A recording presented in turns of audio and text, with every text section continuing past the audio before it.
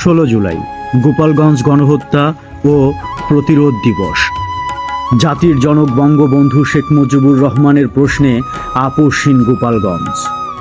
সেদিন এনসিপি যে ধৃষ্টতা দেখিয়েছিল, গোপালগঞ্জের মাটিতে দাঁড়িয়ে তার প্রতিবাদের রাজপথে নেমে এসেছিল গোপালগঞ্জবাসী। সেদিন পাক হানাদার বাহিনীর মতো গোপালগঞ্জের সাধারণ মানুষের উপরে গুলি করেছিল বাংলাদেশের প্রশাসন। নব্য ফ্যাসিস্ট ইউনূসের নেতৃত্বে গোপালগঞ্জে রাষ্ট্রীয় গণহত্যা হয় সেদিন।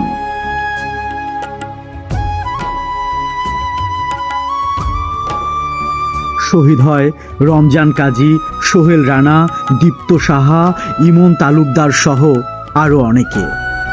কারাবন্দী হয় হাজার হাজার মানুষ। 16 জুলাই 2025 গোপালগঞ্জের বুকে ঘটে যাওয়া এই নারকীয় হত্যাকাণ্ড বাংলার মানুষ কোনোদিন ভুলবে না। জয় বাংলা, জয় বঙ্গবন্ধু।